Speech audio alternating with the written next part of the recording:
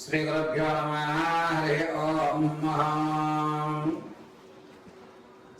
శ్రీరామ రామ రామేతే రమే రామే మనోరమే సహస్రనామ తత్తుల్యం రామనామవరానే శ్రీరామానుగ్రహణాక్షోగరామృతం. మకర రాశి వారికి జూలై నెలలో ఆర్థికంగా, ఆరోగ్యపరంగా, అదేవిధంగా స్థిరాస్తుల విషయంలోనూ, కోర్టు సంబంధితమైన విషయాల్లోనూ ఏ విధంగా ఉండబోతోంది అనే విషయాల్లో మనం పరిశీలన చేసుకుందాం. ముఖ్యంగా మకర రాశి వారికి ఆర్థికంగా చాలా ఇబ్బందిదాయకమైన వాతావరణం, చేతిలోంచి ఇసుక జారిందా అన్నట్టుగా ధనం ఎక్కువ ఖర్చు అయిపోతుంది. సేవింగ్స్ కూడా ఖర్చు పెట్టేసేటువంటి అవకాశం ఈ నెలలో కనబడుతుంది. మీరు ఎంత ఖర్చులు తగ్గించుకుని ఎంత పద్ధతిగా ఉందామన్నా సరే మీ వల్ల కాదు. అప్పుడు భాగంలో కాస్త ఎక్కువయ్యేటువంటిది. ఎప్పుడు ఎవరి దగ్గర అప్పు చేయని వ్యక్తి కూడా ఈ జూలై నెలలో 2వ వారం నుంచి 3వ వారం చివరి వరకు అప్పు చేసేటువంటి అవకాశం ఎక్కువగా గోచరిస్తుంది. కాబట్టి మకర రాశి వారు ఆర్థిక విషయంలో కొంచెం జాగ్రత్తగా ఉండండి. వీలుంటే ఆర్థికానికి సంబంధించిన లావాదేవీలన్నిటి కూడా బినామీని, మీరు నమ్మిన వ్యక్తుల్ని పెట్టుకోండి. ఈ నెలలో మీరు ప్రత్యక్షంగా మీరు ట్రాన్సాక్షన్స్ చెయ్యొద్దు. మీ దగ్గర ధనం నిలబడే అవకాశం ఈ జూలై నెలలో కనిపించడం లేదు. ధనం అనేటువంటిది నిలబడదు. ఇక రాజకీయ నాయకుల విషయానికి వస్తే, రాజకీయ నాయకుల విషయానికి వస్తే కనుక మీకు జనాల్లో ఆదరణ పెరుగుతుంది. క్యాడర్ కూడా మిమ్మల్ని గుర్తిస్తుంది. మీ మీద నమ్మకం పెట్టుకోవడం అనేది ఎక్కువ అవుతుంది. విద్యార్థి విషయానికి వస్తే జ్ఞాపకం కొంచెం తగ్గుతుంది.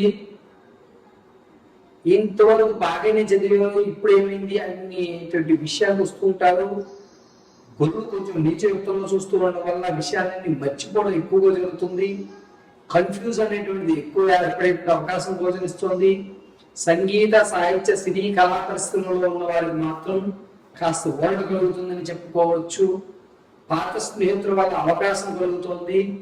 ఈ అవకాశం అనేటువంటిది మిమ్మల్ని మీరు ప్రూవ్ చేసుకోవడానికి మాత్రమే ఉపయోగపడుతుంది.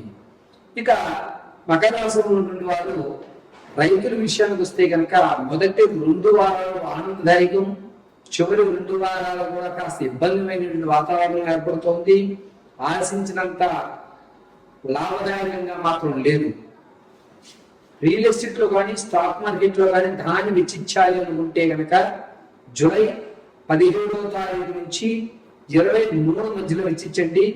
మీరు అనుకున్నంత ధనం మీరు పెట్టిన పెట్టుబడికి 2 వచ్చేటువంటి అవకాశం ఎక్కువగా గోచరిస్తుంది. కేవలం మీరు పెట్టుబడులు ప్రత్యక్షంగా పెట్టరాదు. రియల్ ఎస్టేట్ లో కానీ, స్టాక్ మార్కెట్ లో కానీ పరోక్షంగా బినామీలు మాత్రమే పెట్టాలి తప్ప మీ అంతటా మీ పేర్లు పెట్టడానికి లేదు. ఇది గుర్తుపెట్టుకోండి. ఇక మకర రాశిలో ఉన్నటువంటి వారికి వ్యాపారాలు చేయాలనేటువంటి ఆలోచన ఉన్నవారు ఈ నెలలో ఎట్టి పరిసరాలు వ్యాపారాలు చేయొద్దు. కేవలము పేపర్ వర్క్ చేసుకోండి. ఏ విధంగా వ్యాపారం చేస్తే బాగుంటుంది, ఎక్కడ వ్యాపారం చేస్తే బాగుంటుంది, వ్యాపారానికి ఇన్వెస్ట్మెంట్ అయితే ఎంత ఉంటుంది, మనకి రాబడి వస్తే గనక ఎంత వస్తుంది, మనకు ఖర్చులు ఎంత అవుతున్నాయి, ఇటువంటి గ్రౌండ్ వర్క్ మాత్రం చేయండి.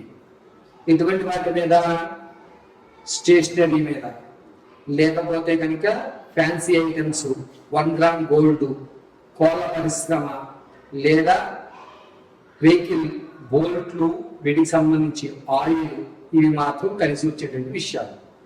ఇక మకర రాశి వారు తనకు తాతను జన్మించేటువంటి ఆస్తి విషయానికి కొంచెం జయక్రియతం ఎగవేసేటువంటి అవకాశం ఏర్పడుతోంది. మీకంటూ మా పూర్వీకుల ఆస్తి మాకు లభించింది అని ఒక ఊరట అయితే కలిగేటువంటి అవకాశం ఎక్కువగా ప్రోత్సహిస్తోంది. భార్యాభర్తల మధ్య కీచులాటలు అనేటువంటి కొంచెం పెరుగుతున్నాయి. దీనివల్ల కొంచెం ఇబ్బందిదాయకమైన వాతావరణం నెలకొల్పుతోంది. మకర రాశి వారు నేను చెప్పింది కేవలం గోచార రీత్యా మాత్రం తెలియజేశాను. వ్యక్తిగతమైన జాతకాన్ని తెలుసుకోవడానికి మీ యొక్క date of birth, time, place of birth కింద స్క్రోల్ అవుతుంది, సంప్రదించండి. ఒకవేళ మీకు అవి తెలియకపోతే మీ ఫోటోను పంపించడం, మేము అడిగే 2-3 ప్రశ్నలు మీరు సమాధానం చెప్పడం వల్ల మీరు పూర్తి జాతకాన్ని విశదీకరించి చెప్పడం జరుగుతుంది. ఇక మకర రాశిలో ఆడవారి విషయానికి వస్తే గనక బంధువుల్లోనూ కుటుంబ వ్యవస్థల్లోనూ మీకంటూ మంచి గుర్తింపు, ఎక్కడైతే మిమ్మల్ని అవమానించారో అక్కడ మిమ్మల్ని పొగడ్డం, ప్రతి బిందు వినోదాల్లో మిమ్మల్ని ప్రాధాన్యంగా మీకే బాధ్యత చెప్పడం అనేటువంటి జరుగుతున్నాయి. అంతేకాకుండా సంతానం కొరకు ఎవరైతే చూస్తున్నారో వాళ్ళు ఖచ్చితంగా శుభవార్తలు 2వ వారం అంటున్నారు. ప్రసవానికి ఉన్నటువంటి వారు పుత్ర సంతానం కలిగేటువంటి అవకాశం ఎక్కువగా కనిపిస్తోంది. ఎవరైతే వివాహం ప్రయత్నాలు ప్రారంభం చేద్దాం అనుకుంటున్నారో ఈ నెలలో అసలు ప్రయత్నం చేయకండి, అంత యోగదాయకంగా లేదు. విలువైనటువంటి వస్తువులు పోగొట్టుకునేటువంటి అవకాశం ఎక్కువగా జూలై 3వ వారంలో గోచరిస్తోంది. కొంచెం జాగ్రత్తగా ఉండవలసిందిగా చెప్పదగ్గ సూచన. అంతేకాకుండా స్థిరాస్తులు ఖచ్చితంగా ఆడవారు మీ పేర్ల మీద కొంటారు. ఆ స్థిరాస్తి వల్ల ఇంట్లో కాస్త మానసిక సంక్షోభం ఏర్పడుతోంది. దీనివల్ల కాస్త ఇబ్బందిదాయకంగా ఉందని చెప్పుకోవాలి. ఇక మకర రాశి వారి ఆరోగ్యం విషయానికి వస్తే కనుక ముఖ్యంగా నడుము దగ్గర ఉన్నటువంటి జాయింట్ పెయిన్స్, నడుము దగ్గర ఉన్నటువంటి ఎముకల దగ్గర ఇబ్బందులు కలగడం, లేదా బంతిగిన్ని కీళ్ళ దగ్గర అక్కడ ఇబ్బందులు కలగడం, కూర్చున్నప్పుడు ఎక్కువసేపు వెన్నునాడు లాగడం, ఇటువంటివి ఎక్కువగా గోచరిస్తున్నాయి. ఆరోగ్య నియమంలో డాక్టర్ గారి యొక్క సలహాలు మాత్రమే తీసుకోండి. ఇంకొక విషయం, మకర రాశి వారి ప్రయాణాల విషయంలో కూడా అది జూలై 8వ తారీఖు నుంచి 12 వరకు ప్రయాణాలు చేసే చాలా జాగ్రత్తగా ఉండండి. ప్రమాదం అనేది పొంచి ఉంది. కేవలము మీ తప్పిదం వల్ల, మీ నిర్లక్ష్యం వల్ల మాత్రమే ప్రమాదాలు జరుగుతున్నాయి, ఇతరుల వల్ల కాదు. కాబట్టి ప్రయాణాల్లో మీరు తీసుకునే వెహికల్స్ కి అన్ని పర్ఫెక్ట్ గా పనిచేస్తున్నాయా లేదా 1-2 సార్లు చెక్ చేసుకుని మరీ ప్రయాణం చేయండి. ఈ విషయాన్ని మాత్రం గుర్తుపెట్టుకోండి. అంతేకాకుండా మకర రాశి వారి నెలంతా కూడాను ప్రతిరోజు మీ దగ్గర శివాలయం ఉంటే కనుక బిలవత్తులు తీసుకుని చండీ ప్రదక్షిణ చేసి స్వామివారి దగ్గర బిలవార్చన చేసుకుని ఒక చెంబు నీరు స్వామివారికి అర్పించండి. క్షేమదాయకంగా ఉంటుంది. ఒకవేళ దేవాలయానికి వెళ్ళలేని పక్షంలో ఇంట్లోనే మృత్యుంజయ మహామంత్రాన్ని పఠించుకోండి, ఆనందదాయకంగా ఉంటుంది. ప్రతిరోజు భస్మాన్ని అడ్డంగా ధరించి మధ్యలో అడ్డంగా చందనాన్ని ధరించండి, క్షేమదాయకంగా ఉంటుంది. ఇవి కూడా చేయలేకపోతే ఓం రుం రుద్రాయ నమః అని 50 నమస్కారాలు పఠించుకుని ఒక రాగి గ్లాసులో నీళ్లు నిండుగా తీసుకుని ఈశ్వరార్పితం అని మీరే స్వీకరించేయండి.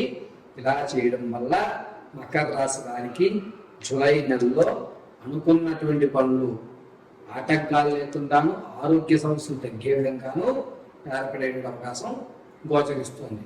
అంతేకాకుండా ఈ నెలలో నిరుద్యోగులకి ఉద్యోగ ప్రాప్తి కలిగేటువంటి అవకాశం చాలా తక్కువగా ఉంది. ఒకవేళ మీకు ఉద్యోగం కలిగినా ఆఫర్ లెటర్ అనేటువంటిది కాస్త హోల్డ్లో పడేటువంటి అవకాశం ఎక్కువగా గోచరిస్తుంది. ప్రమోషన్ కొరకు చూసేటువంటి వారికి ఈ నెలలో అంత ఆశాజనకంగా లేదు. ప్రమోషన్ వాయిదా పడే అవకాశం ఎక్కువగా గోచరిస్తుంది. సర్వము ఈశ్వరానుగ్రహం కలుగుతుంటుంది. ప్రతిరోజు కూడా రుం రుద్రాయ నమః అని మహామంత్రాన్ని పఠించుకోండి. పరమేశ్వర కటాక్షం ఉంటుంది.